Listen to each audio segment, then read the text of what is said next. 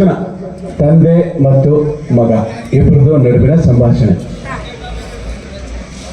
ದೂರದಿಂದ ಬರ್ತಾ ಇದ್ದಾನೆ ಬಬ್ರುವಾಹನ ಅರ್ಜುನನ ಭೇಟಿಯಾಗೋದಕ್ಕೆ. ಬಗಲಾಗ ಋಷಿಕತೆ ಬಂದಿರ್ತಾನೆ. ಚಿಕ್ಕಪ್ಪ, ಪರಿವಾರ ಸಮೇತನಾಗಿ ಬಬ್ರುವಾಹನ ತಮ್ಮ ದರ್ಶನಕ್ಕೆ ಬರ್ತಾ ಇದ್ದಾರೆ. ಬಬ್ರುವಾಹನ, ಋಷಿಕೇತು, ನಿನ್ನ ಮಾತು ಸತ್ಯ. ಒಬ್ಬರ ಹಾಗೆ ಮತ್ತೊಬ್ಬರ ವೈಶಿಷ್ಟ್ಯ ಇವತ್ತು ನೋಡಿದಾಗಾಯ್ತು. ನೀನೇನೋ ವೀರ ಬಬ್ರುವಾಹನ, ಮಣಿಪುರದ ಅರಸು. ತುಂಬಿದ ಸಭೆಯಲ್ಲಿ ನಮ್ಮೊಬ್ಬರ ಮುಂದೆ ನೀನೇನು ಹೇಳಿದೆ? ನಿಮ್ಮ ಚಿಕ್ಕ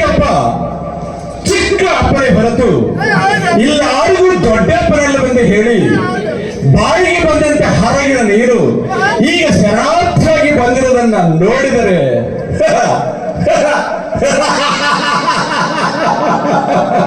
ಪಾಪ ನಮಗೆ ಕನಿಕರವಾಗ್ತಾ ಇದೆ.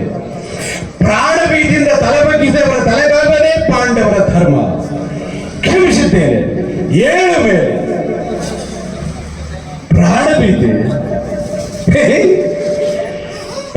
ಭೀತಿಯಿಂದ ರಕ್ಷಣೆ ಬೇಡುತ್ತಲೇ ತೆಗೆಸಲಿಲ್ಲ. ನನಗೆ ಜನ್ಮ ಕೊಟ್ಟ ತಂದೆ ಚರಣಾರವಿಂದದ ಮುಂದೆ ಭಕ್ತಿಯಿಂದ ತಲೆ ತಗ್ಗಿಸಿದ್ದೇನೆ. ತಂದೆ ಯಾರು? ನಿನ್ನ ತಂದೆ ಪರಶಿವನಿಂದ ಪಾಶುಪಾಸ್ತ್ರ ಪಡೆದ ಪರಮ ವೀರ. ಕಾಂಡವರವರನ್ನ ಅಗ್ನಿಗೆ ನೈವೇದ್ಯ ಮಾಡಿ ಗಾಂಡೀವ ಪಡೆದ ಗಂಡುಗಲಿ ಈ ಪಾರ್ಥ.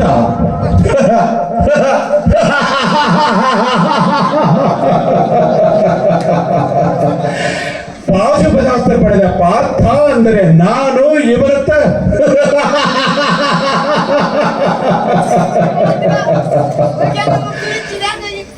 ಯಾಕೆ ನಗು? ಯಾಕೆ ಪರಿಹಾಸ್ಯ?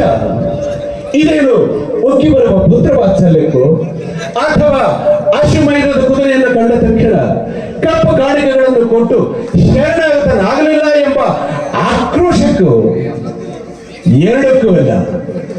ನೀನು ನನ್ನನ್ನ ತಂದೆ ಅಂದೆಯಲ್ಲ, ಅದಕ್ಕೆ. ನೀವೇ ನನ್ನ ತಂದೆಯನ್ನು ಸತ್ತ ಇವತ್ತು ನಮ್ಮ ತಾಯಿಯನ್ನು ತಿಳಿದ ತಕ್ಷಣ ತಮ್ಮ ಪಾದ ದರ್ಶನಕ್ಕಾಗಿ ಓಡೋಡಿ ಬಂದೆ. ತಾಯಿ?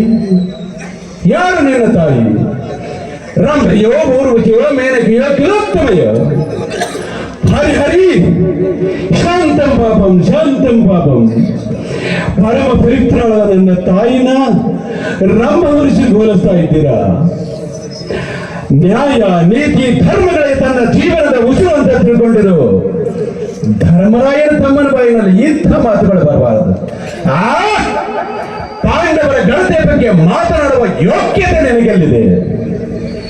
ನೀನು ನಿಜವಾಗಿಯೂ ನನ್ನ ಮಗನೇ ಆಗಿದ್ದರೆ ಕಟ್ಟಿದ ಕುದುರೆಯನ್ನು ಬಿಚ್ಚದೆ ಬಿಲ್ಲಿಗೆ ಹೆಡೆ ಏರಿಸಿ ರಾಂಗಣದಲ್ಲಿ ತಕ್ಕ ಉತ್ತರ ಕೊಡುತ್ತಿದ್ದೆ. ಲಾಚಿಗೆಟ್ಟು ಹೇಳಿ ಅಂತ ಬಂದು ಕಾಲು ಹಿಡಿಯಬೇಕಾದರೆ ನೀನು ಜಾರಿಣಿಯ ಮಗನೇ ಇರಬೇಕು.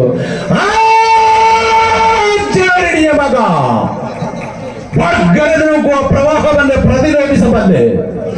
ಕಾಲಿಗೆ ತನ್ನ ಕಾಲಿನಲ್ಲಿ ಮೆಟ್ಟಿ ಅಡಗಿಸಬಲ್ಲೆ. ಬರ ಸಿಡಿಲ ಬಡಿದವನು ಬರೀ ಮುಷ್ಟಿಯಲ್ಲಿ ಹಿಡಿಯಬಲ್ಲೆ.